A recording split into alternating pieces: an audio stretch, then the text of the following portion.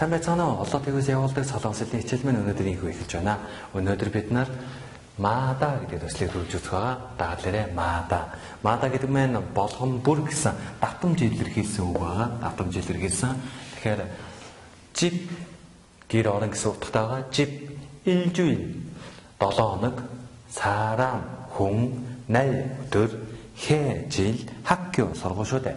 Тэгвэл эдгээр нэр үсгийн араас маада гэдэг маань орж ирснээрээ тухайн үгийг давтамжтай болгож өгдөг. 집마다 гэр болгон, гэр орон бүр, 일주일마다 7 хоног бүр, 사람마다 хүн бүр, 날마다 өдөр бүр, 해마다 жил бүр, 학교마다 сургууль бүр гэх мэтлэн оролдог байна. Тэгвэл энэ маада гэсэн давтамжийг илэрхийлдэг үг маань өгүүлбэр дотор яаж орж ирдэм бэ бүгд хамт харцгаая. 요즘 어떤 운동을 하고 있어요? сүлээд ямар дасгал хийж байна вэ? Манай түүн Монгол хүний сэтгэлгээнд нийцүүлэн Солонгос хэлний бүх шатны ном сургагчдыг боловсруулан гаргаж, мэргэжлийн түвшинд Солонгос хэлний анхан шатнаас эхлээд Солонгос хэлний түвшин тогтоох шалгалтын дээд шат хүртэл бүх сургалтуудыг Монгол болон Солонгос багштайгаар байнга эсрэг даван сургалт явуулж байна. Манай түүний багш нар магистр болон түүнээс дээш зэрэгтэй ба Монгол хүний онцлогт нийцүүлэн хичээлийг сонирхолтойгоор явуулдаг.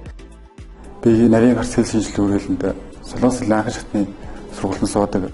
Солонгос Монгол багштай найрсаг тав тухтай. Ном болон дагалдах CD бус хэрэгслүүд нь ойлгоход маш хүнтэй. 6 сарын дотор одоо топ 4-р төсөнд тэнцвүүлж ясан гэдэг. Хичээлийн баг цагаараа нэмэлтээр ирж хичээлэх боломжийг олгодог байгаа. Хилээ сенсор сэтгэлд хамтдаг гэж байна. Солонгос хэлнийхээ мэдлийг дээшлүүлэхийн тулд нарийн гарц хэл шинжилгээний хүрээлэнг зорж ирсэндээ баяртай байна. Багш нартай баярлалаа. Солонгос хэлийг зөв суурьтай суралцахыг хүсвэл манай сургалтын төвд хүрэлцээр суралцаарай.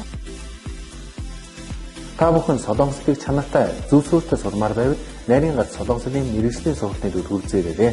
Та сурч чадвал бид зааж чадна гэсэн уриатаар манайх үйл ажиллагаа байнга явуулж байна. Манай хаяг 13 дугаар хоолны автобусны буудлын баруун талд байрлах Британий элчингийн баруун хойд талд Могилская офисын 5 дугаар давхарт 505 506 дугаар өнд байрлаж байна.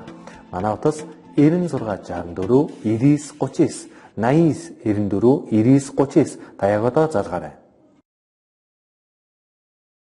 저는 날마다 조깅을 해요. Би өдөр бүр 조깅 гэдэг нь болохоор тухайн хүн өөрийнхөө нөхцөлд тохируулж хурдан удаан алхах дасгал байгаа. Тэгэхээр тухайн өдөр болгон ингээд алхаж байна гэсэн санаа байна. Тэгвэл дараагийн өдөр 민수 씨는 주말마다 등산을 하러 집 근처에 있는 산에 가요.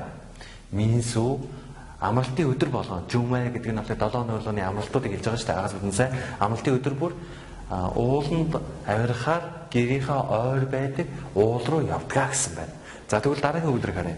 우리 가족은 여름마다 제주도로 가족 여행을 가기로 했어요.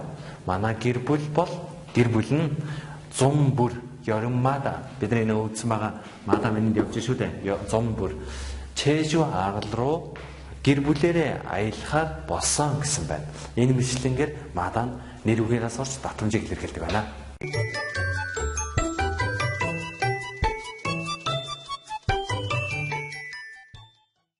өнөөдөр бүгдээ сугдаан буюу зүүр үгийнхаа цагаар хамтдаа энэ үгийг үзэх болон за бүгдээ би уншиж өгье дагаад уншаарай.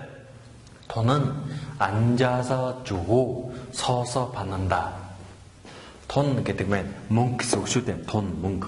앉아서 뭐요? 앉다 гэдэг маань суух гэсэн үг байгаа. Тэгээ 주다 гэдэг 주고 гэдгийн үндс нь болохоор 주다. 서서 гэдэг нь 서다 зогсох гэсэн үг байгаа. 받는다гийн үндс нь 받다 авах байгаа. За тэгэхээр мөнгө нь сууж өгөөд босож авдаг зүйл юм а гэсэн үг байгаа. Мөнгө нь сууж өгөөд босож авдаг. Тэгээ энэ юу гэхээр мөнгийг хүмүүст зээлх амархан босож авах нь хэцүү юм а гэсэн гол санааг илэрхийлж байна.